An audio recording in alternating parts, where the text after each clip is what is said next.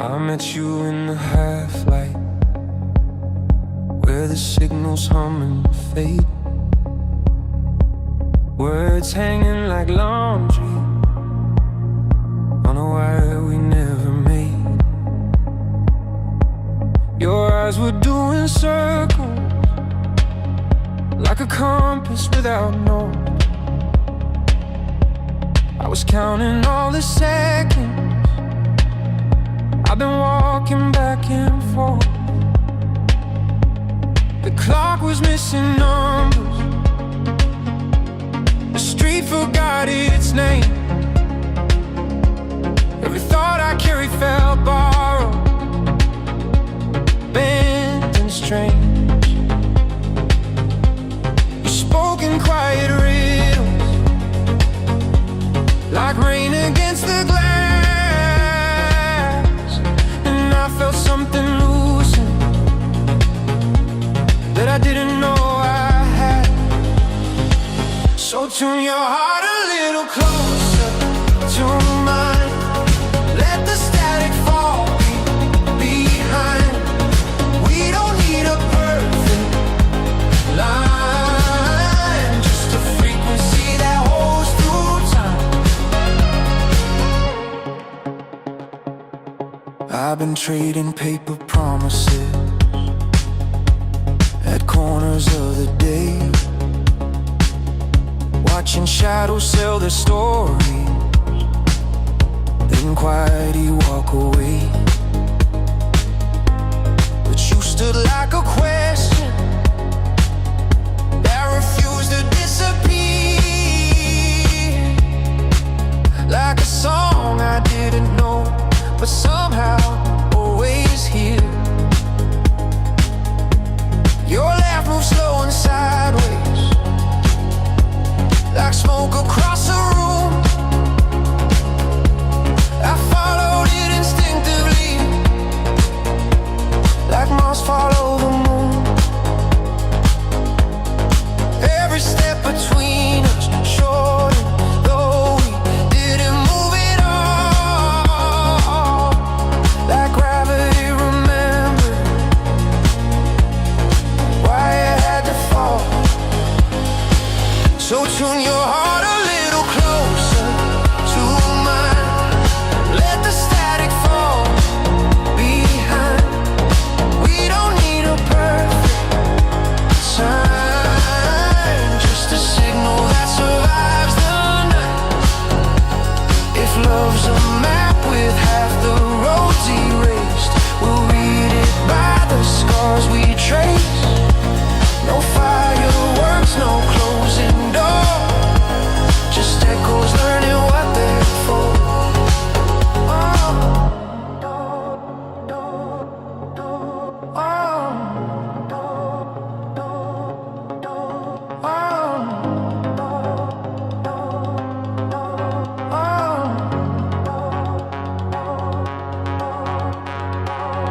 Now the world keeps spinning stories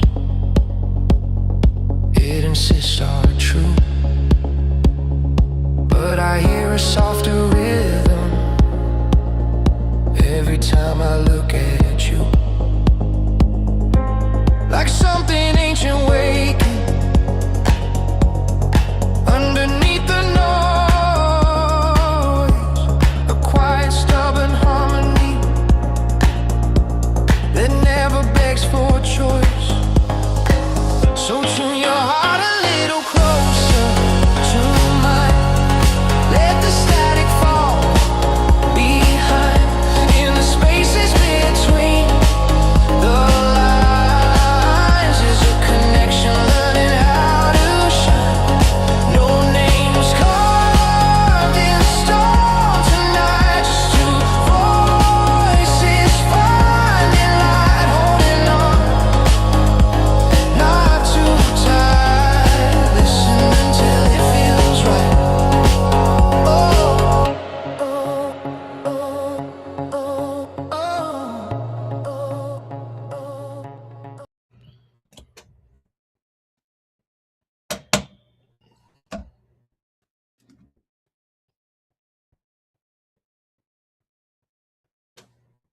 Well, that wasn't nearly as smooth as I hoped it would be, but give me 1 second here. Just getting things a little bit sorted.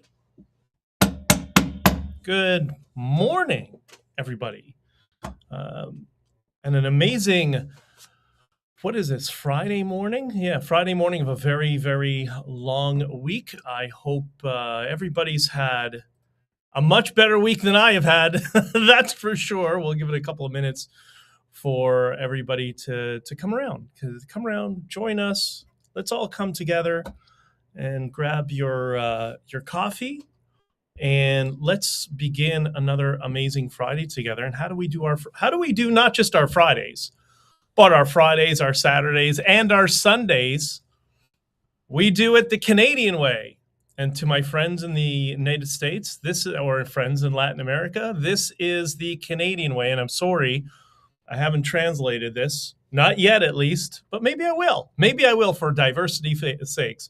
We begin our streams with Canada's newest land acknowledgement, and it goes something like this. We would like to gently acknowledge that we're standing on the traditional territory of, well, whoever was here and savagely killing each other at the time.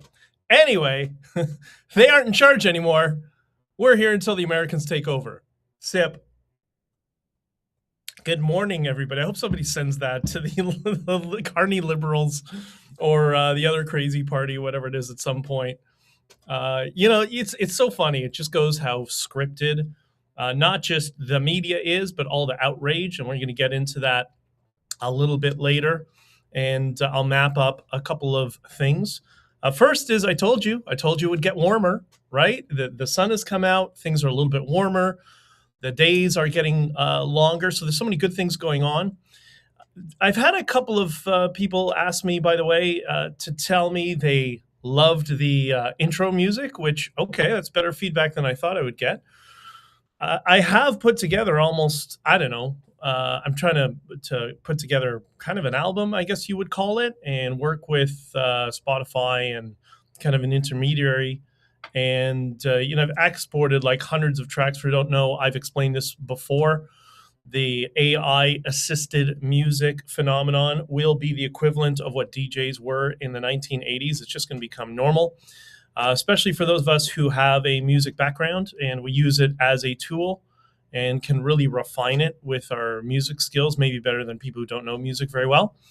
And so, yeah, everything that, all the lyrics, everything is the prompt, the structure of the song, timing, key signature, all that stuff is me, and the post editing as well.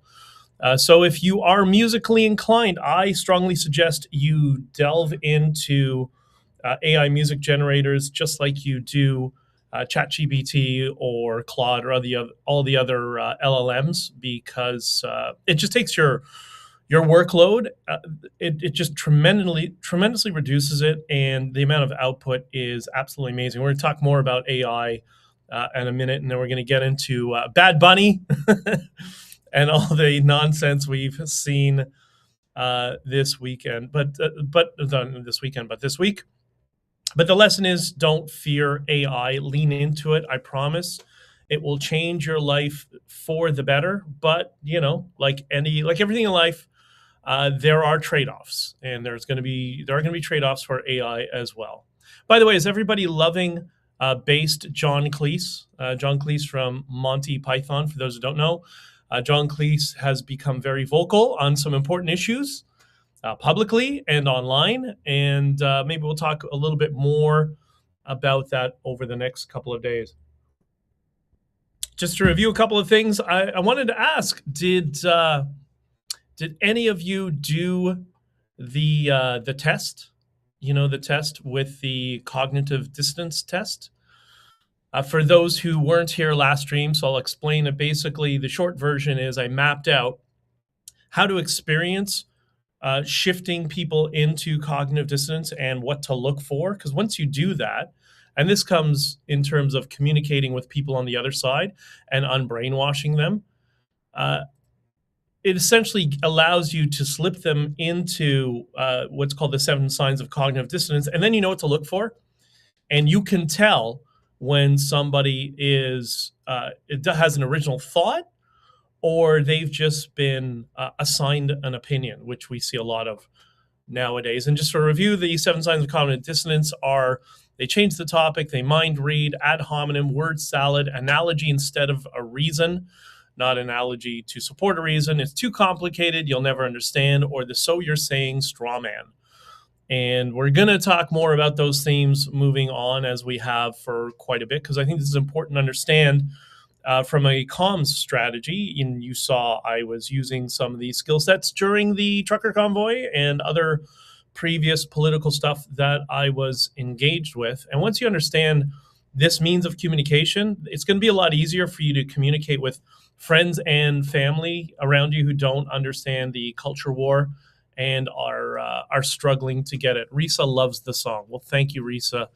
You are amazing. Did you listen to the lyrics? Because the lyrics, that's where the important part is. And I can't go into any more detail, because if I do, then it will spoil it. So anyways, so the idea, the way you can test if somebody has an assigned opinion and they slip into cognitive dissonance, is when you tell them that, in his words, you can say, I quote, "I do not like Israel at all," said Jeffrey Epstein to Deepak Chopra in emails in the Epstein files. You want to do this with somebody who's just got kind of a bug up their rear about Israel. Test it with them, and you will see very quickly they're going to slip into one of the 7 signs of cognitive dissonance. And by the way, this is not about whether you agree with that opinion or not. This is just a communication exercise. Try it and see if you can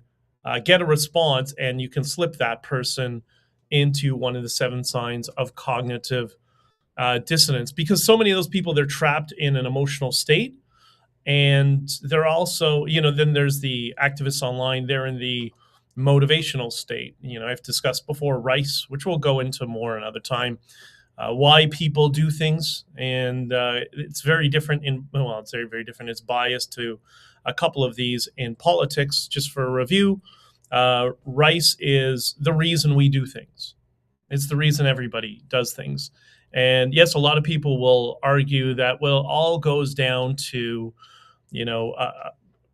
accumulation of food and appropriation, to develop, shall we say, intimate relations, that those are the 2 things that fuel us. Yes, that is true, but rice is what you see in terms of the tactics: rewards, ideology, coercion, or ego. And when you understand that's how people operate, it becomes very easy to distinguish who's completely deceptive in politics and what is motivating them. And it gets quite disappointing sometimes.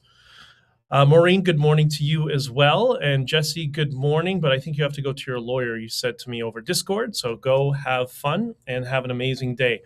So the other thing we discussed, a couple more things we discussed over on BlueSky. BlueSky is my Soviet terminology for BlueSky, because they're all communist. They're all communist bots, right? You may remember we went into this in a little bit more detail the last time, but I said it's a very good way to gauge. Don't worry about the bot accounts, but the individuals as well, just to get a sense of how distorted their worldview is. I've been working a lot trying to get into spaces on the other side. I don't mean Twitter spaces, but online communities, just to understand the cognitive bias that's often been programmed into them and how to strip away at that. And it is very possible to get people to change their mind. It's when you get so frustrated with people, activists or political experts, people don't change their minds. Well, yeah, tell that to John Cleese. That's a perfect example of somebody who has changed not only their mind, but their rhetoric, and has gained some confidence to push back in the public sphere. So anyways, the reason I bring up BlueSky, why did we talk about BlueSky last time? Does everybody know? Does anyone know why we spoke about it? There was one particular topic that I brought up around BlueSky. The topic was the monkey hoax. Remember the monkey hoax? Do you remember? You may not. I'm guessing most people won't remember monkey hoax, even though it was less than 7 days ago. Some of you will, those of you who are passionately involved in the online discourse. But my guess is about 90% of people don't even remember what BlueSky is. Canadian Jess says BlueSky is liberal hell. It's not even liberal, it's communist. If it was liberal, at least you could talk to people. You may disagree, but you could at least talk to them. I don't mean liberal party or liberal activists. I mean liberal, philosophically liberal people. It's not that at all. It's even worse. So the monkey hoax, that was the meme that Trump posted of Obama and Big Mike. What's I say that jokingly. I always remember I always forget his wife's name. That's how far they're removed from my conscious mind at this point. But it was the meme that went all over and the media was crazy about and whatever. It was Obama and his wife were their faces in a long video of many people in the animal kingdom. Their faces were superimposed on top of, I guess they were gorillas or apes or something. And it's funny that I brought this up last time, that nobody cared that Hillary Clinton, her face was overlaid on top of a wild pig. No one seemed to care about that. I even asked that in BlueSky. Nothing. Crickets. They just all run away from it. But the fact that it's been less than 7 days, you're not hearing it every second. You heard about it, for 1 day, maybe 2 days. And most people have forgot about it. You know, what does that tell you? What can we conclude from that? That's right. It was never real. That was completely orchestrated and fabricated. That was a PR campaign. It was one of those ad hoc reactionary PR campaigns. And we dealt with that during the trucker convoy as well, and other stuff that I've been involved with. And if you're very good at thinking on your feet, like some people are, you just kind of grab a message, construct a narrative that completely distorts it and put it out there. So that was all completely fabricated and it's fake. And another indicator that it's fake is, even though it's not even a week, doesn't it feel like, for many of you, it feels like it was a long time ago now? It feels like, I don't know, when I remind you of it, you now know consciously because of the event that it was around, but doesn't it feel like it's quite some time ago? There's a reason for it. That's called time distortion, which is an element of hypnosis. So I'll leave that there for you to ponder what's going on in the world. We discussed Javier Milei, which we all love, and Mamdani, the garbage king of New York. For anybody who's watching in New York, because I know there's a whole bunch of people watching today, how is the rat situation on the streets of New York? And we're going to talk a little bit about New York in a couple of minutes. This is what happens when you elect a jihadi colonizer.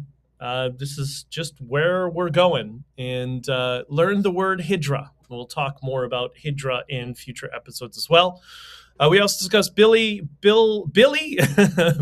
and Hillary Clinton, their marriage of convenience in politics. And somebody asked me, what percentage of political marriages, in my experience, are marriages of convenience? Meaning they're just business deals. In many cases, most cases, it's actually a gay man and a lesbian woman. And just so everybody knows, I'm very socially libertarian, to the point that it's uncomfortable for many of my social conservative friends. And I get that. I understand different worldviews.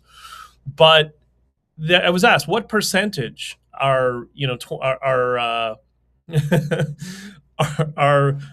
of marriages of convenience? What percentage in politics are marriages of convenience?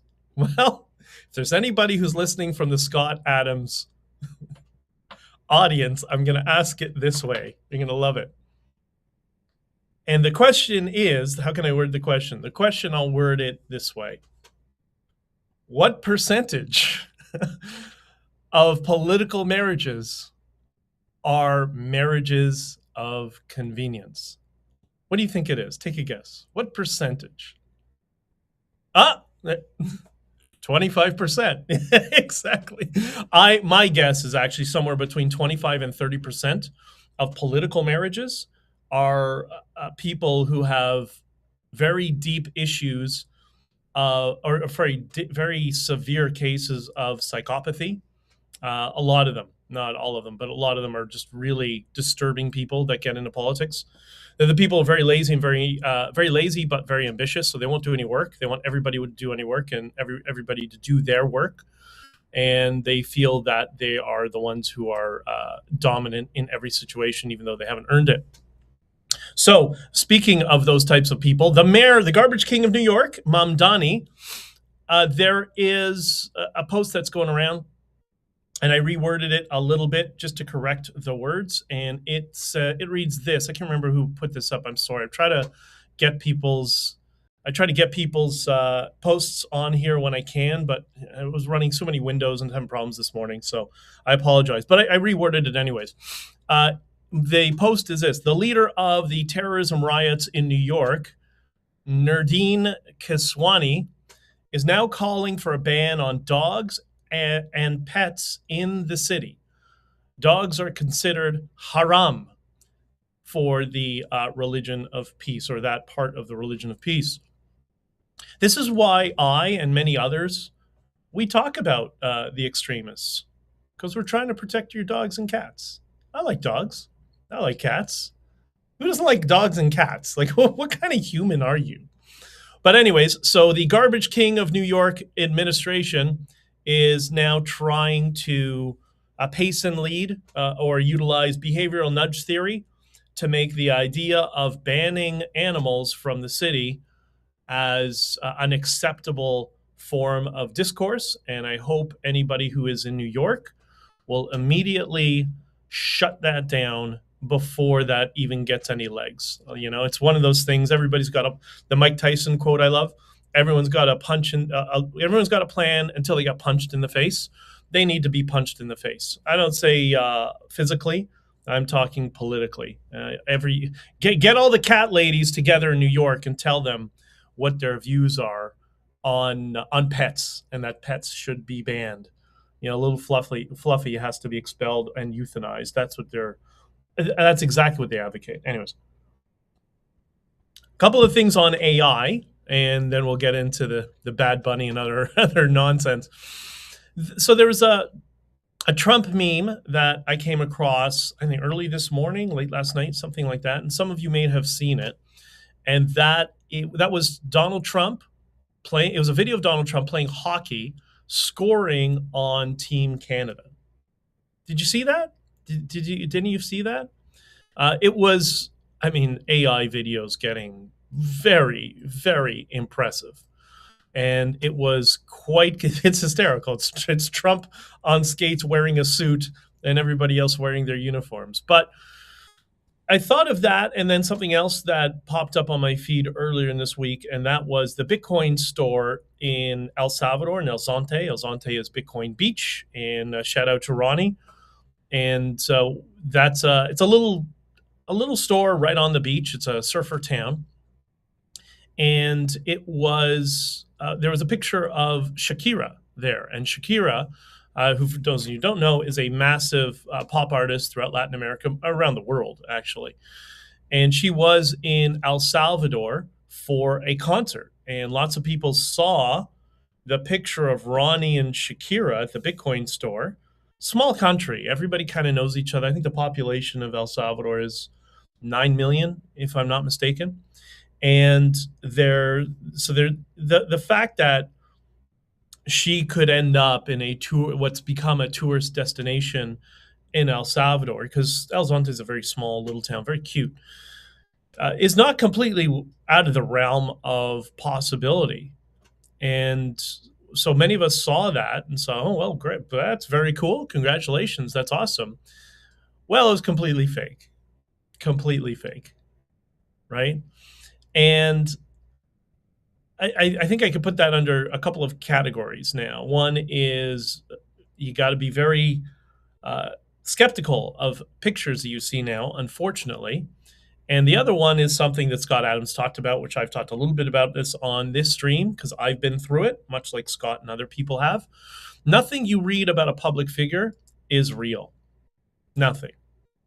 I remember, during our protest in Ottawa, I got a call from my mom. She was upset with me. She said, "I'm very upset with you." And I said, "Why? What now? What'd I do?" And she said, "Well, I'm reading in the paper that you are married with 2 children. How can you be hiding my grandchildren from me all this time?" And I said, "Yeah, apparently yesterday they said I was gay. And I am neither. I am in neither of those 2 situations." Nothing you read, and this was, I think, in the Toronto Toilet Star or whatever it is. It was in one of those, or the Communist Broadcasting crap, which is the CBC. One of those 2 were putting those stories out. Nothing you read about a public figure is real. I know it's difficult to process that, especially when you see sort of behaviors and all that sort of stuff. It's not, none of it is real. So just remember that. But my point in all of this is I'm looking at the video of Trump playing hockey, and I'm looking at the picture of Shakira in El Zonte, and you think, what's going to happen 30 years in the future? How are people going to be able to distinguish what is real and what is not if we don't know, if we have no way to measure if things were distorted by AI? Or maybe that's always been the case. You always hear people say, you hear this phrase, the people, I can't remember the axiom, but the idea is those who are in control are the ones who write history, something to that effect. There's many different axioms around that. And maybe that's just going to be an effect of AI, is going to amplify that effect, that we won't be able to determine anything was real. And that's not a very safe place for us to be in the future. So, for example, there's this little book here. For those of you who have not read it or seen it, I encourage you, honkingforfreedom.com. And I can promise you, of the, I don't know how many books that have been written about it, that I know there's another one that Bridget just brought out, but I haven't read yet. So let me wait to read it, so comment on it. But all the other books that have already been released, I think there's 4 of them. They're all written by the political establishment. They're all fake, right? It's all protection. It's a protection racket for the conservatives, who are the ones who stabbed us in the back, by the way. Both the conservatives and the liberals did it together. This is not really political. This is all kind of the good stories, what was going on during that period. So this is the truth, but you have 4 fake books that it's the same narrative over and over again. Repetition is the godfather of persuasion, to brainwash its readers to think that those other books are accurate. And what's really amazing about it is those books are admissions by the authors that they are the ones who sold out their own protest, or the protest they were supposed to support, and people don't realize it. I think, do people just buy books and not read it? It's pretty wild. It's pretty wild. But anyways, how are people going to be able to discern in the future what is real about this event? I mean, you have conflicting narratives even within the court system. You have that gong show that they call the public inquiry that was a complete joke. And then you have the ruling in the Supreme Court that basically rules the opposite, that the invocation of martial law in Canada, sorry, political nerds, I'm calling it martial law because that's what everybody knows what it is. The political nerds are always so hyper-focused on irrelevant minutia. They don't understand to be directionally accurate. So, but they're going to look at the ruling from the Supreme Court that affirmed it was also appealed, that the invocation of martial law was a violation of law. So you got 4 books of horse shit, and then you have some truth. Who's going to know the truth is in the future? That's what AI is doing, but at a much more accelerated rate. So I don't know what the solution is, but I do think it's something to consider philosophically, the implications of AI distorting our history for the future. Like, is it Sam Altman gets to decide what people think is the truth in the future? That's just AI. That's just OpenAI, which I don't know how, if that company is going to last, to be entirely honest. He might, but whatever. Risa says, yeah, how about Hamas admitting that they now have to pay 50,000 wives of martyrs, meaning soldiers, who were eliminated after October 7th. Yeah, remember, 50,000 people killed. Well, turns out it was 50,000 terrorists for Hamas that were killed, which is what, so how are people going to discern in the future? Because you have this whole recycled narrative and database of fabricated claims that were completely false.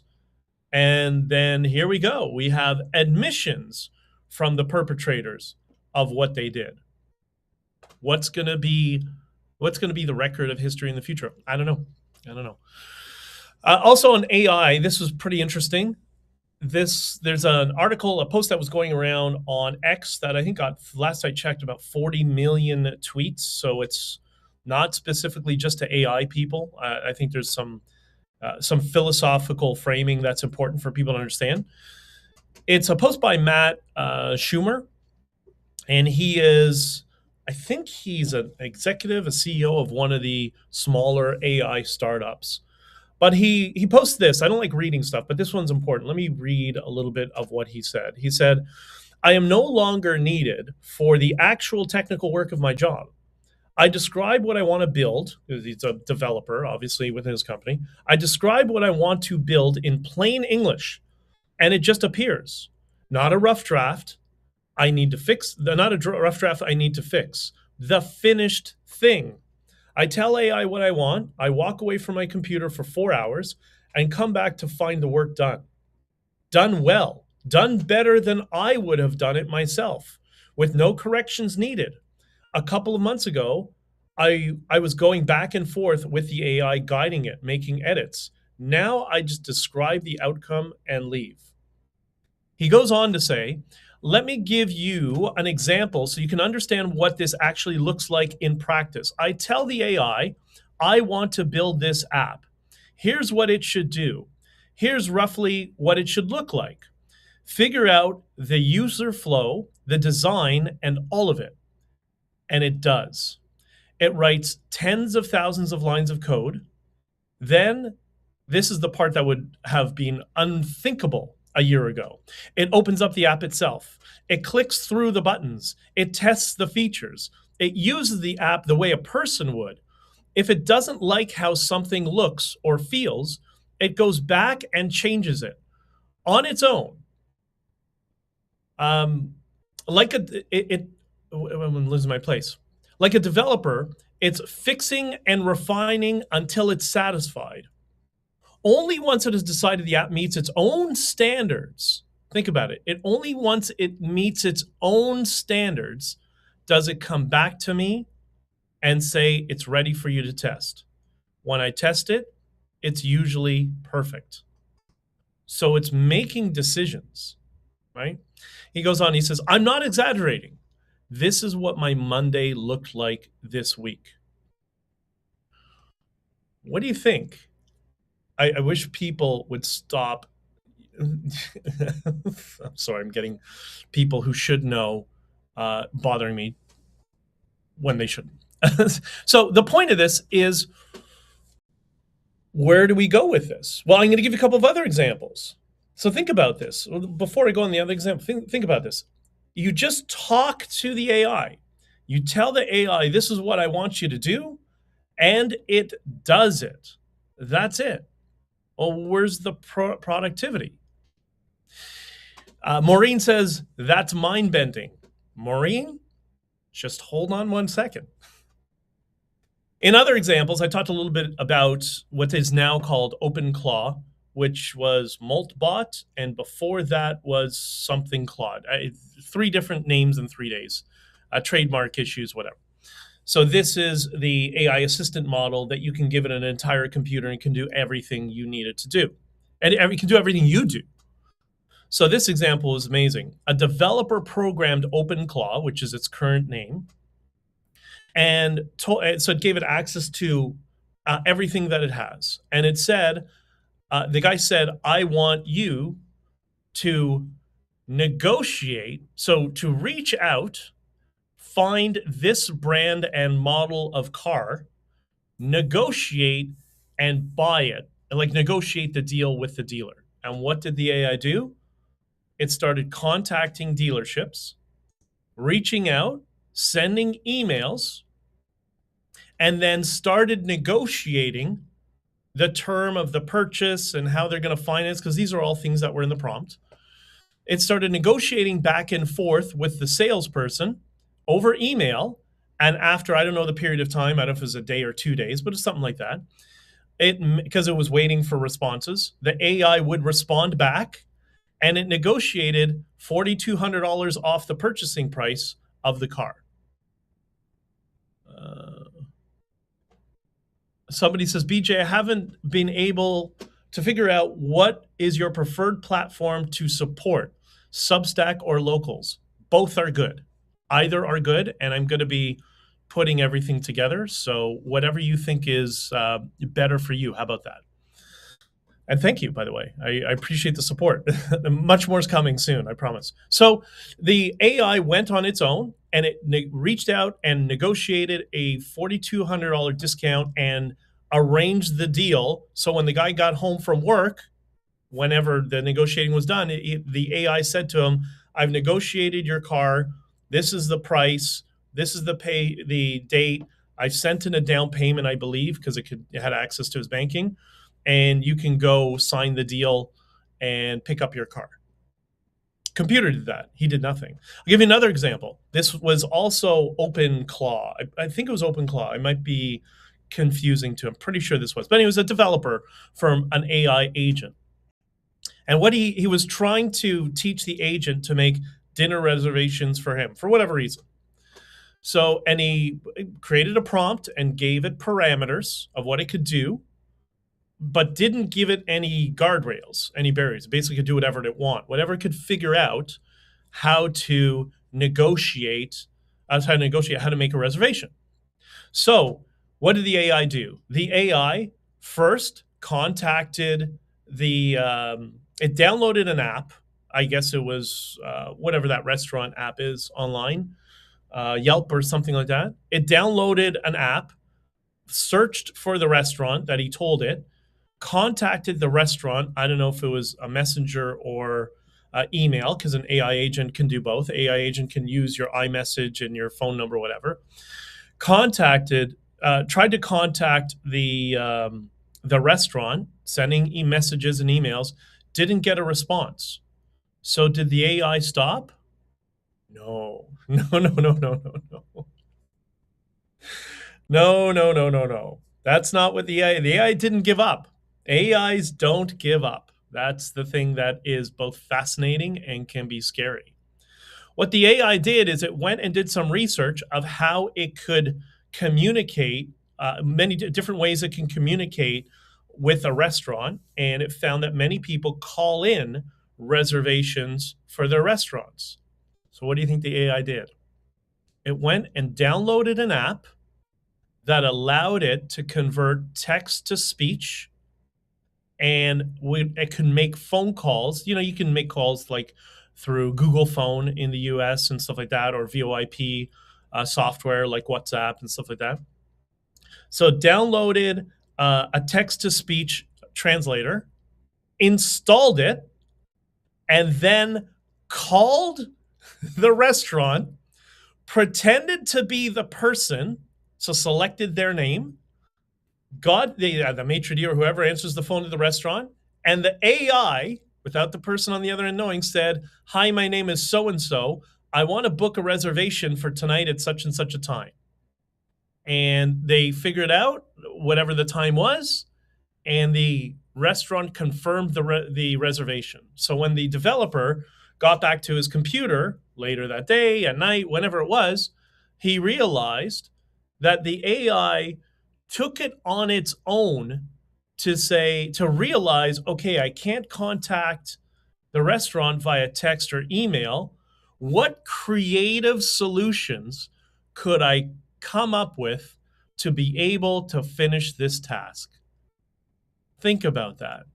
Like, that is, yes, it's an LLM, but there's something more there. That is absolutely fascinating, in my opinion. Anyways, what do you think of that? This is what happens when AI has no guardrails.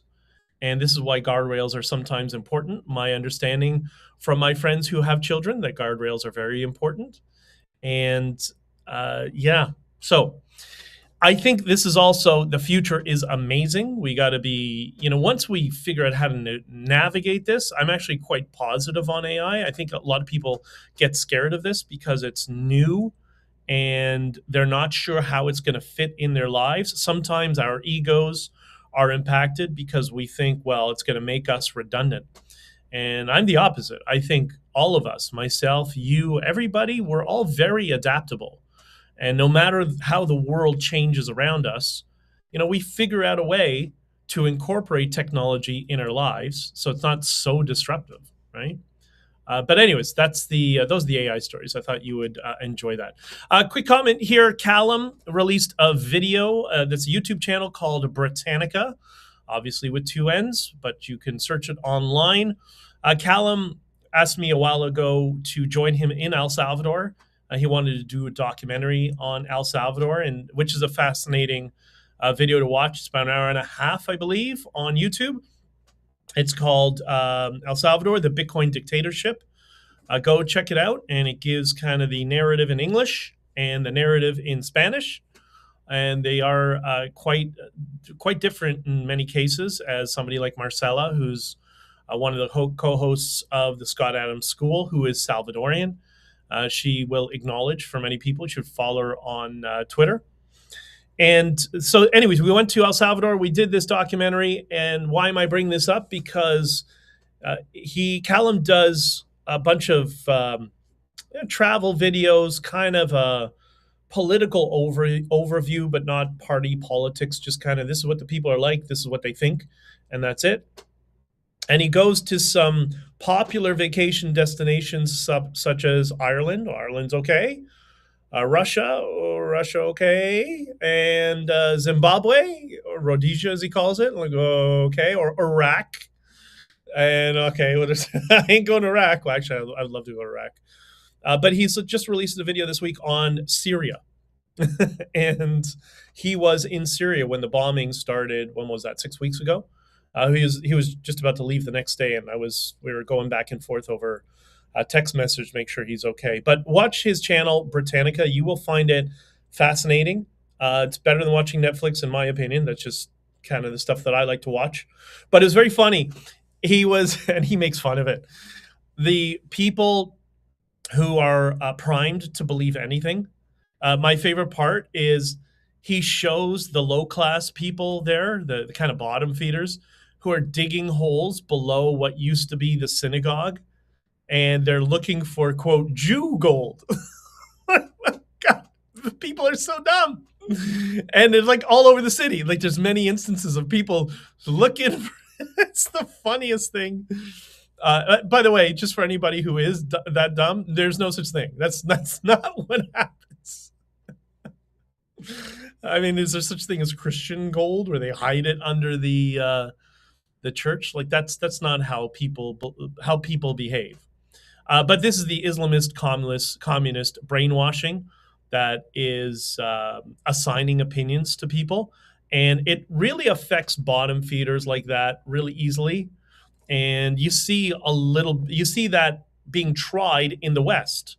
That's what Tucker and crew are trying to do to you in the West, right? They're trying to make many of you kind of the low-class sort of bottom feeders. They call you sheeple in politics. And because when you buy into ridiculous narratives over and over again, then you're easy to control, right? For a whole bunch of reasons, right? So if people believe that, the holes are digging, people will believe that will believe anything. So anyways. We'll set up my. Maureen says, "Will the AI set up my maid appointment without my permission?" This is why you need guardrails, Maureen. You tell it absolutely no maid, no matter what, right? And that's difficult because with guardrails, you have to think of everything. And I can understand the frustration, but there will be inevitably an AI. I mean, you can always prompt the AI to say, what are the guardrails I should do? Like maybe people don't understand, haven't realized this. So when I prompt things in AI, I create a very, very long prompt for different work that I'm doing. And then I give the prompt back to the AI and I say to the AI, okay, help me improve this prompt that I'm going to use with, I don't know, an image generator AI. What can I do to, and it'll spit something out. And I'm like, okay, I don't like that. I want to edit this here and there. And I go back and forth and I use basically the prompting platform to help me create prompts for other platforms that are prompting platforms. So it's prompt inception. But if you use AI that way, you'll find. So if you say to the AI, I'm creating all of this, this is my prompt and whatever, but I need some suggestions for guardrails. What are some guardrails I haven't considered? It will, and I don't want to die. It will likely come up with that stuff. Yes, Maureen, cuídate. Ari, habla español. Muy bien. Okay, so Bad Bunny. Bad Bunny at the Super Bowl. This was, I think this is a fun topic for me. A little bit frustrating, but funny. So the communists on BlueSky, we'll start with this. We're celebrating that Bad Bunny gave a shout out to Canada. Shout out. He said the word Canada. Is that a shout out? He said the name of every country in North and South America. Which is why you'll see the thumbnail of this feed is a cartoon that I hope accurately reflects what was going on. But I did post something to Twitter, well, X, TikTok, maybe Instagram, I don't know, a bunch of the feeds. And I posted this. I said, I have questions. Number one, this is about Bad Bunny mentioning Canada. Why is he, meaning Bad Bunny, why is he mentioning Canada? Canada is a racist, colonial, post-national state with no cultural identity, according to the blackface Trudeau regime. Number two, why doesn't Bad Bunny know how to say Estados Unidos? He says United States. It's Estados Unidos. He doesn't speak Spanish. I guess he's illiterate in two languages. And by the way, there are lots of people like that, as I learned when I learned Spanish. And the other thing is, why wasn't he wearing a dress this time? So wearing the dress, I don't know, because he apparently likes to wear dresses. El loco. But the comments that I received were the cognitive dissonance comments were hysterical. You know, the 7 signs of cognitive dissonance. They were mostly something, Trump is a racist. So when you go from, hey, why is Bad Bunny mentioning Canada? Because according to the blackface Carney Trudeau regime, Canada is a racist, colonial, post-national state with no cultural identity. That's their words, not mine. They said that for a decade. They said that. So so the response I would get to that, to Trudeau and Carney's defamation of Canada and stripping of its culture, the response I got was something, Trump is a racist. Okay. Remember those 7 signs of cognitive dissonance? That's number 1. That's changing the topic, right? Trying to move it over to Trump. And then Trump made some comments about Bad Bunny. And he said, apparently, nobody understands a word this guy is saying, referring to Bad Bunny in this, referring to the thing. He says, nobody understands a word this guy is saying. The dancing is disgusting, especially for young children that are watching from throughout the United States and all over the world. And here's the comment that should give you some hope, and why I try to talk to people who are, obviously, I have friends who are liberal, but we're all anyways, but I'm trying to reach out to people even on the kind of the other side, the extreme side. This is a comment, and this, I guess, would be somebody who's progressive. And this person says, again, I'm going to repeat Trump's comment that dancing is disgusting, especially for young children that are watching from throughout the United States and all over the world.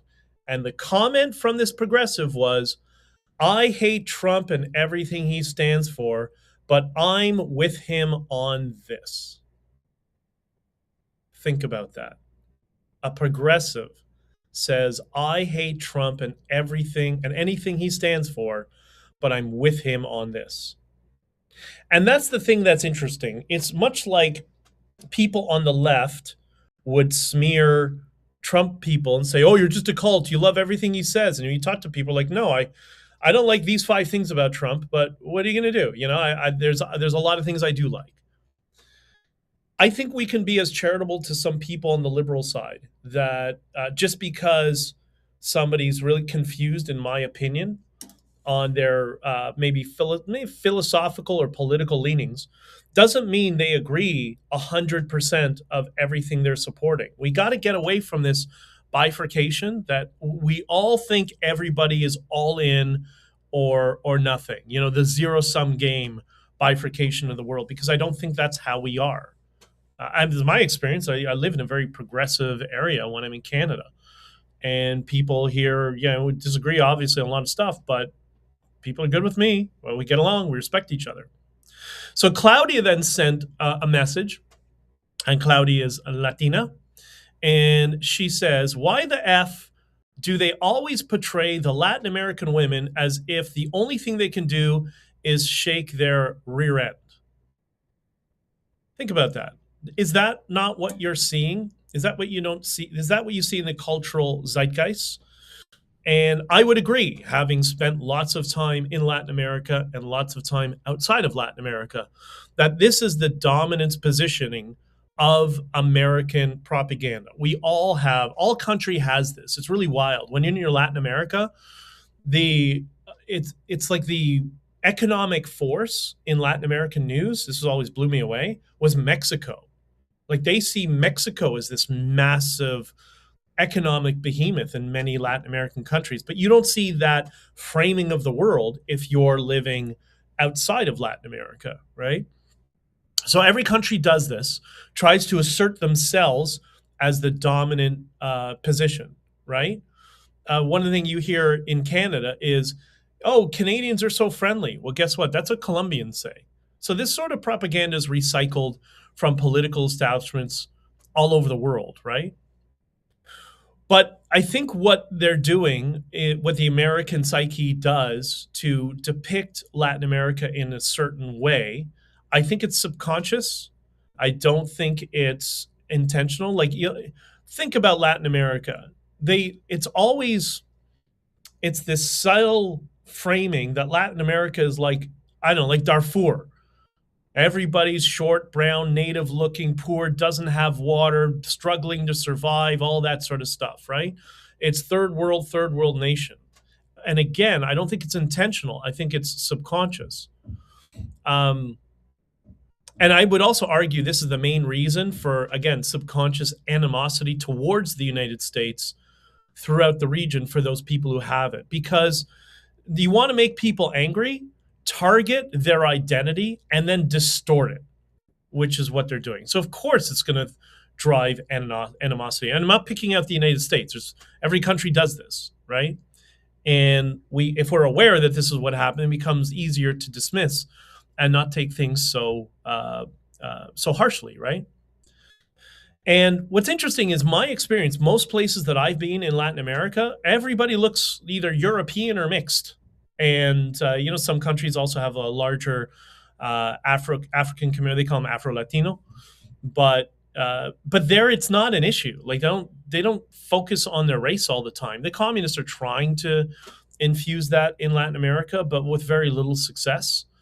And the people I always heard so many times, soy colombiano. It doesn't matter what your race, identity, all that's kind of how they are in Latin America, because they don't have time to waste with all this bourgeois BS of, oh, I'm not from LA, I'm from the Valley. Like, that's not how people got lives to live.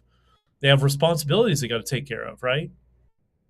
What else is interesting about Latin America, and I think Marcella would agree with me, is and again, it's such a stark contrast between central casting in California in the movie industry, where this seems to all come from, and the reality.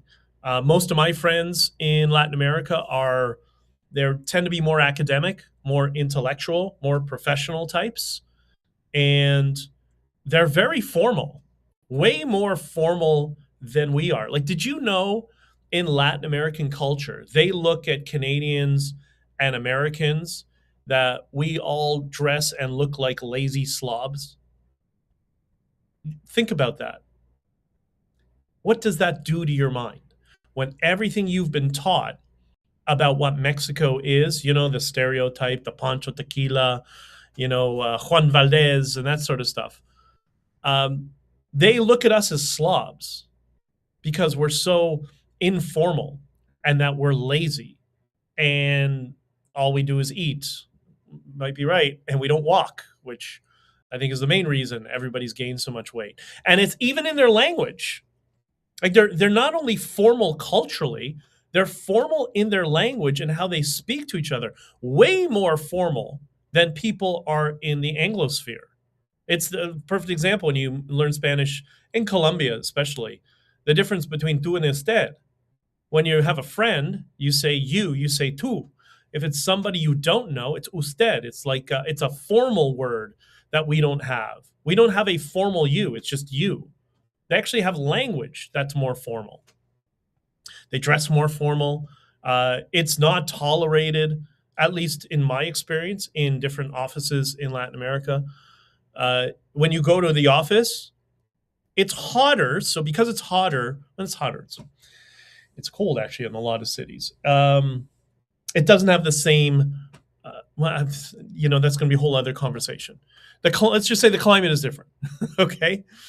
And you have a lot more humidity, even though it's sometimes cooler. So they don't have thicker suits like we have in Canada, the northern parts of the United States, New York, for example.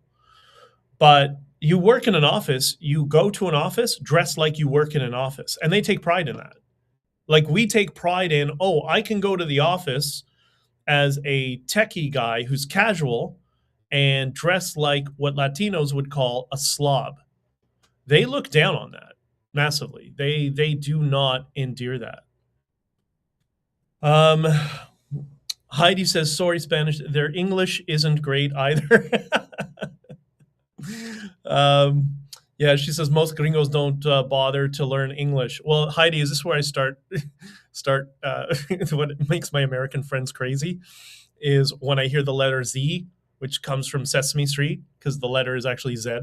But anyways, let's focus on our commonalities, not our some. But my point is, why am I bringing this up? Because it's really disrespectful, in my opinion, of Latin America to always paint Latin America like it's Darfur, when in fact they are more formal than you are. They are more traditional than you and I are. And this is why Latinos who go to Latin America should be, naturally, more to the conservative side of the spectrum.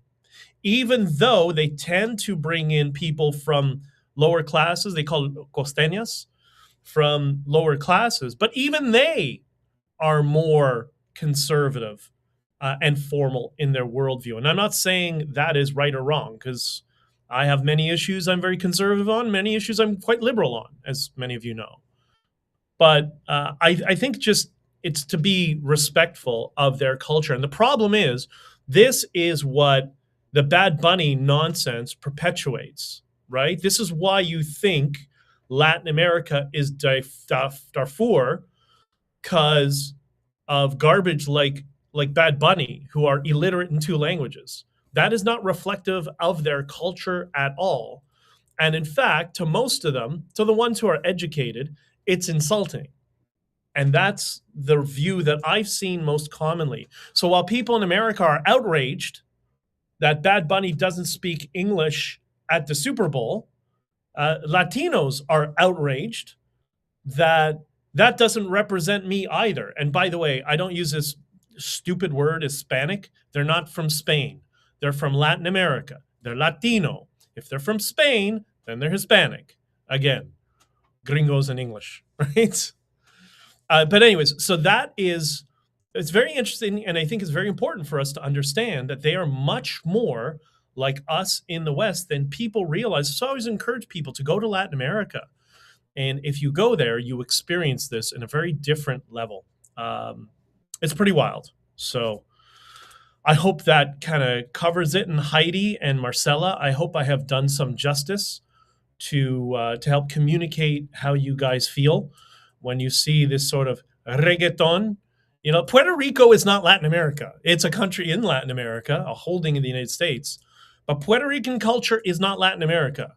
Latin American culture, and every country's different. Like they have many different traditions and worldviews, but in general, it's way more formal and traditional. Like you go into an office and you're not dressed like wearing slacks and a button-down shirt at least and maybe a jacket. What do they think? Oh, there's a sloppy American tourist. Just telling you how they see it. So a lot of you would like it a lot more than you realize. Okay, the last topic I want to go into, which is important. We're going to talk more about this. By the way, yes, we did this today, 10:30. We're going to do it tomorrow, 10:30, and Sunday at 10:30, because there's a bunch of stuff we all got to cover. And I appreciate all of you sending me comments and your questions. And I love the haters as well. The haters are the best. They're my favorite, really. In Discord, obviously, for those of you who are there, let me sort out the infrastructure. We'll get more of you in the Discord if you want to share articles and stuff with each other. And on Substack, which we're here right now. Wow, we got 500 and something people on Substack. You guys are all amazing. And so Substack and Discord and Locals, those three, I think are going to be the primary places we share information. And I got something very special planned out for Locals, and as well for Substack, which will be more of these articles that end up getting into publications like Daily Bell, Zero Hedge, National Telegraph, all that sort of stuff, because there's a lot of stuff working on, right? Maureen says South America in general is fabulous in its cultural heritage. It is absolutely amazing. Absolutely love it. And I was disappointed when I couldn't make it to Colombia a few weeks ago when my flight was canceled because it was snowing every day of the year, right? Risa says the post. Okay, Risa, we'll talk about that after. You're awesome. All right. People get upset when I read the comments in the middle of the stream, so I'm going to stop doing that. Okay, captured media. I want to present this idea, and then we can maybe talk about this more through the weekend. We used to talk about this binary framing of the world. I did. We all did, which was legacy media versus alternative media. And we all know what that means. You know, legacy media, communist broadcasting crap, the mental illness NBC or whatever it's called now, the ones that we call the dirty smear merchants, right? Usually on the left, right? And which is the reason I banned them from the trucker convoy. And boy, did they get upset with it. For those of you who are new here who don't know, I'll explain it. So during the trucker convoy, in my attempt to bait the media, which if you remember at the very beginning, the media was trying to ignore it. So what I did is I put a post out that we're going to have our first press conference for the trucker convoy. And at that point, it was all over social media. It was like the 5 top trending hashtags were the trucker convoy that myself and other people were making popular. And I put out a post, and then I ended up emailing people in the media because I have a media email list. And I basically said, if you want to come to our first press conference for the Freedom Convoy, the trucker convoy in Ottawa, send us a request to this email. I was using Eventbrite to do it, and we'll try to accommodate you as best we can because we have a small venue. And so I got all of these messages coming in, and the first one, I think it was the Globe and Mail. I don't remember, but I got one almost immediately. Yes, I would like to attend, and it was just kind of my guilty pleasure. I even typed them out by hand just because it was fun. My response is I'd send an email and I would say, "I'm sorry, we don't recognize you as a credible news agency. You're not permitted to attend." It went so crazy. And one after another kept doing that. All these news agencies. Oh, I'm sorry, you're not a credible news agency. New York Times. Nope, sorry, you're not a credible news agency.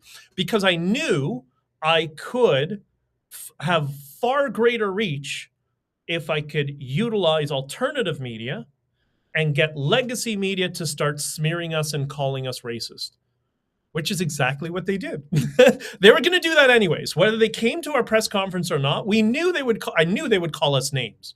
So what do we need them there to call us names? Let them call us names on their own. Let me just make them angry, and let me focus on the 100 million views I was looking for in alternative media, right? So I've talked more about this in the past, and but just to get into something broader. So that was the distinction at that time between legacy media and alternative media.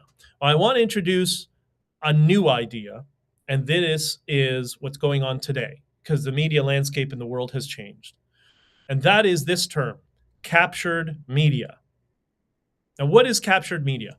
Do you remember, and I'm sure it's still the same way, I haven't listened to, we used to call it testicle radio. That's, we turn on the car, the radio station that nobody listens to.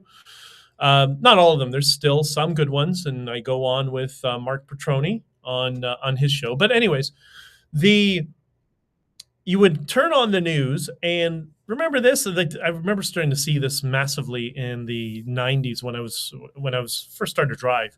You turn on the radio, and you would hear 5 news stories. You turn on another channel, you'd hear the same 5 news stories. And you go to another channel, the same 5 news stories over and over again. Every 20 minutes, every 30 minutes, the same news stories over and over again, every day. What I tell you about persuasion? Repetition is the godfather of persuasion. And people will care about what they hear about most frequently, which is why you hear the same 5 news stories over and over again, because somebody wants you to focus on that. Usually lobbyists in the political class, corporate interests, special interests, now NGOs or terrorist groups, or there's a whole bunch of different competing interests. So you would hear the same 5 news stories over and over again, and this is what gave birth to alternative media. This is why I went the direction of podcasting. I don't know, a decade ago is when I first started to do experimenting with podcasts, and I was already deep into listening to podcasts. I had one nothing to do with it. I get so annoyed. The same 5 news propaganda stories every day. It was infuriating, especially somebody like myself who likes to travel around the world. I want to know about what's happening around the world. I don't want to just know the same local whatever. So you get the point. All right. So what has happened? Well, something changed since February 2022. What happened then? That was the trucker protest. And remember, this was covered all over the world. And I know this because I was getting all the media requests. I-24, DW, ABC Australia, BBC, CBC, all of them were trying to get me on for interviews. And I just turned them all down and just focused on alternative media because, again, all they were going to do is smear us or potentially smear us. Whereas I knew I could dominate the alternative media space, or we could, our entire, movement, right?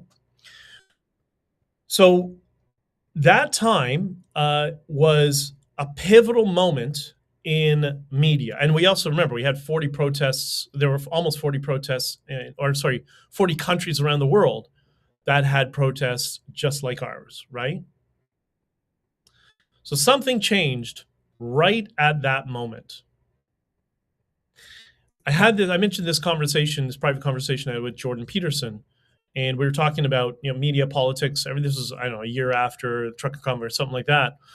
And it was evident and explained to me that the political class realized I was right and was going to abandon legacy media in their next election and use exclusively alternative media for their comm strategy, their communication strategy, because they realized that it worked. And that's despite the fact that during the trucker convoy, I had, these subverters, these dingbats who came in to sabotage us, chasing me around the room saying, you got to go on the CBC. You go on the CBC. I'm like, F off, Keith.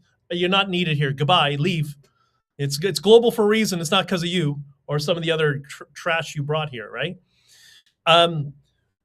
So this moment, this pivotal moment, was when there was this shift. When they realized, as Jordan explained to me, they realized that the alternative media strategy was the path forward. So what's happened since then? Have you noticed when you watch live streamers, podcasters, whatever they are, what have you noticed? Have you noticed what I've noticed? What I've noticed is this. It's the same 5 stories every day. Think about that. Doesn't matter what platform you're watching, it's always the same 5 news stories. And it's almost like there's a club of podcasters and streamers who have artificially boosted numbers. They're using the same strategy as Vice News used, so their views are not real. And then they're recycling the same guests over and over again. How many times has Dave Smith been on Tucker Carlson News? Well, you can't have somebody else on? It's this comedian who's never told a joke. Oh, that's right, because that's one wing of one political cartel that's trying to brainwash people through repetition over and over again. The point where all that changed was the media strategy during the trucker convoy, when they realized legacy media no longer has the power that it used to have. This was the whole, this whole idea of capturing these people who were watching online as being influencers. That was the whole point of my article, the one I did that's, I think it's in Zero Hedge as well. The one that's about Tenet Media and Tucker Carlson. It's a year ago now, or a year and a half ago. That's what that was about. That's what I was trying to explain to people. Because this is how the gears of the machine works. They captured legacy media. It's lost all its influence and persuasion. So now there is this long strategy that started with the biggest protest in Canadian history and the longest convoy in human history got out of their hands, and they realized we need to capture alternative media. This is why you see the same news stories and the same 2 or 3 different opinions recycled from the same groups of people over and over and over again. So this is the phenomenon of captured media. So it's no longer legacy media versus alternative media. It's captured media and non-captured media. And the non-captured media is the media that has smaller analytics, right? Like when you see somebody who comes out of, somebody who just starts. I've produced a lot of podcasts. I know what organic growth has looked like. Somebody creates a podcast or a YouTube channel or whatever, and then boom, they have 30,000 views in the first 3 weeks. That's not real.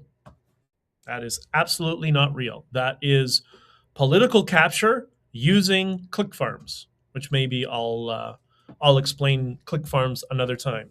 Paul, well, thank you, Paul. And Paul, by the way, thank you for all your kind comments. You're amazing. And by the way, this is one of the reasons I loved listening to Scott Adams so much, because Scott Adams knew this, and he understood the different, interests and political cartels that I refer to them. He wouldn't use that word, but that are always vying over a power position. I mean, it's just that's how human beings are. So he could see the full map of all the different interest groups that are trying to be the dominant force to persuade people in one direction or another. And this is why I was very comfortable with him, because he, like me, just because I understand these political cartel doesn't mean I don't have supporters within them, because everybody works at a company. Everyone's taking a paycheck and sometimes not agreeing with some of the policies of their company or their political party. I get it. People got bills to pay. But this is just the structure of how everything works, right? And this is why when you see these capture and containment strategies, this is how you end up getting conservatives supporting communist positions like Free Palpatine, which came from the KGB. I mean, that was a proxy war in the Middle East, and the guys that the Groypers are obsessed with, those were the West, and the communists were on the Palpatine side because that's what they created. They created that identity. So this has been the case, but now, because it's so easy to measure instantly the results, and Scott Ems has talked about this is what's allowed it to accelerate at a much more rapid rate in the way that people get brainwashed and persuaded into a philosophical frame that is the complete opposite of what they think their philosophical framing of the world is. This is what's happening. The suspension of critical thinking is my favorite term for hypnosis. It's not entirely accurate, but the way it's being used in the media landscape, I think, is the best way to describe it. And this is why I'm trying to engage more with people who are centrist, liberal, even some woke content creators. We'll see how that goes. Because they are being subjected to the same thing. That's what's making them woke. That's how you get people who are like, oh, yes, human rights, but I'm with the people who burn women alive. This is why. Because they're being subjected to the same strategy. It's crazy. But I think we can fix it. And I think AI might be a big part of it. And this is also why you see garbage like Bad Bunny at the Super Bowl. Now you understand what it is. That's part of the captured media propaganda industry, which we're going to talk more about that. That's what that represented. That's why when I saw Bad Bunny, as you know, I'm very pro-Latin America, I'm very pro-Latino. I love the culture. I love the language, as bad as my Spanish is. But that's what it is. And Maureen says, okay, Maureen, I'm going to push back against you just a little bit, and I love you. Maureen says lemmings. I think it's simpler than that. I don't know that it's it. I think people, firstly, we're all emotionally driven. We all make emotional decisions and post-rationalize.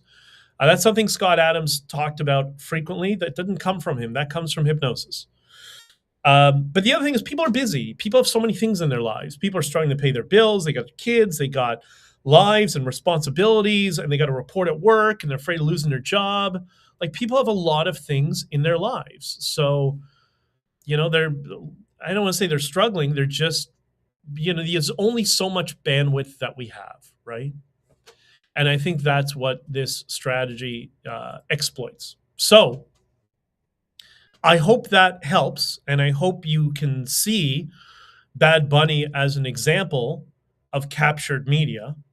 And another contrast that it fuels is people who think it's hysterical. They think they are anti-consensus, they're anti-establishment, they're contrarian, and they have the most mainstream opinions of anybody. So they think they're a hipster, but all their opinions are more mainstream than they could ever be. That's another example that you see a lot of that. Scott was best when he said, "You may not like what I'm going to say." Yes, and I should have said that. I said that last time, but that's important because I want to be able to say things that you disagree with, and we can have a back and forth, especially in Discord and I guess on locals and in any feeds, like when I get all of it finally finished, when we have it all polished. I want people to see what civil discourse looks like. So just because we may disagree with each other on minutia doesn't mean we're at each other's throats. And if that's where we can bring people back to, and I think there's even some people amongst the far left who bought into some stuff that I know they don't agree with philosophically, if we can bring those people over and just to kind of a center ground to at least have a conversation and lose the rage. Now, what's the rage? I've discussed this before. It's called a painted word. A painted word is when you say a word to somebody and boom, straight to the amygdala and they go crazy. A painted word is Trump, right? Through repetition, Trump, Hitler, Trump, Hitler, Trump, Hitler, Trump, Hitler. Eventually, they hear the word Trump, they think Hitler, and they go crazy. So when you see somebody like that and you even say, yeah, I don't like Trump completely, but I like some things, boom, you're the enemy because you set off their amygdala. And what's Tucker Carlson doing? I guess he's shifting, but he was doing for a while. He's still doing it, but in a different way. It was Israel genocide, Israel genocide, Israel genocide, Israel genocide, Israel genocide, Israel genocide, over and over again. Tucker Carlson was trying to create a painted word that triggers the libertarian amygdala and makes them go crazy when they hear the word, all in service to the Muslim Brotherhood. So I hope this helps. We're gone way too late. I got to start. The difficulty is making things concise, and I don't want to waste all of your time. So 20 minutes over, but we're going to do it again tomorrow at 10:30. A little bit of positivity. What did I tell you? I told you it's going to get warmer. It's gotten warmer. The days are getting longer. And AI, I know many people are technologically resistant, and I'm not, but I do have people in my life that are like that, and I understand that. But AI is bringing such amazing things to the world. What I would suggest for a lot of people, I think people are being sold AI. Oh, it's a productivity tool. It's useful and whatever it is. And you're going to hand off its responsibilities. And people are like, hey, no one's going near my bank account. I don't want to get hacked. I get it. So instead of focusing, if you're one of those people who's nervous about AI because of its security implications or maybe financial implications or whatever, forget about that for a second. Go towards the arts. There's music, there's visual imagery, animation, video creation. Just play with those AI tools. Play with the AI tools that you don't think would be a threat to how you organize your life and how you pay your bills. Just find the fun ones and just get comfortable using it. And over time, you'll find the threat factor that you're feeling about AI, it's not real. It's artificial. It's just something new you're not familiar with. And when you learn how to prompt in something that's creative and fun and doesn't have any negative implications on your life, and you get comfortable with it, then you're going to slowly shift over to, well, you know what? Yeah, maybe I can try utilizing one of the AI tools for writing, for whatever it is, letters, emails, a letter to an MP or something like that, a House representative or whatever. It doesn't necessarily, it makes your productivity, it accelerates your productivity, but you got to do a whole lot of work to get to that point. It used to be, Scott Adams would talk about this, that AI makes everything takes 10 times longer. I think those are the initial setup costs. I think that's where we are right now. We're going to be here for a while. Like I haven't installed OpenClaw yet. I'm going to eventually. I know that's going to be a 6-month process of installing it, learning it, figuring out how it works and whatever. I'm going to have to invest many months of my life, whenever I have time, in setting this up, but it will pay massive dividends over the long term. But don't worry about that now. Just focus on art. Music is amazing. This is how I'm able to put out, I created the song for this, created lyrics, figured out what I wanted to do, grabbed my guitar, did like a thing, and it spit out something close. There were some differences, but I had to do like one particular song I did like 50 times till I got where I wanted it to be, and then open up the editor and change it, but whatever. The point is, that's not something that I'm investing in my time that could be potentially scary in my life. And if you do that, I promise you, you may find it becomes kind of a hobby, or at least maybe it enhances hobbies that you already have. Risa says the word conservative has also become painted. It has for people on the left side of the political spectrum, but more alarmingly, in my opinion, is conservatives have been trying to paint the word liberal. The Liberal Party in Canada is a problem, there's no question. But we live in a liberal democracy. Because if we don't have a liberal democracy, what are our choices? Serfdom, fascism, communism, authoritarianism, I don't know, a kingdom. That this is liberal democracy is that doesn't mean you're not conservative. But if you are a conservative, and let's say you're opposed to, I don't know, you're opposed to same-sex marriage. Let's assume that you're opposed to same-sex marriage. You're still allowing those people to live. It's not your business, right? You may not like it, but you go on with your life. That's what liberty is, which is where liberal philosophy comes from. And I think conservatives are trying to paint the word liberal, or trying to make the word liberal a painted word. So when people hear the word liberal, they goes straight to the amygdala and it goes crazy. But that's the whole essence of what gives you the freedom to complain about whatever we want to complain about. You talk about shooting yourself in the foot. This is why I recommend people read Stephen Hicks's work. You can find him on X at SRC Hicks. Or you can listen to our podcast we do together, Open College with Stephen Hicks. He is a philosopher who does not like labels like me. He's not liberal. He's not conservative. He's not libertarian. He's an individualist, and believes in focusing on the individual person. That doesn't mean we don't have common traits.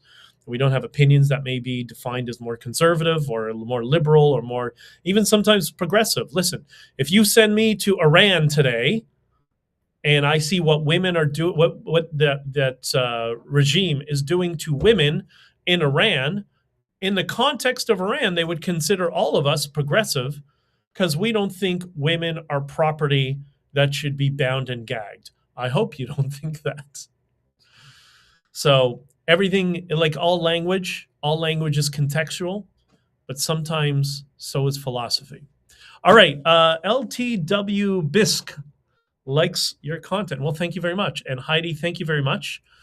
You are amazing. And maybe one day, I got to do a couple more speeches in Spanish. I got to get a little bit better. My first speech in Spanish was a little rusty. But at some point, it would be great to do at least Twitter Spaces, maybe a stream on a separate feed in Spanish at some point. But I love you all. I got to run. I'm way late on this one, but you're all amazing. Thank you for joining. And we will do this again tomorrow. Be kind to people. Be kind to strangers. I promise you, it'll change your life. We'll talk to you soon. Bye-bye now.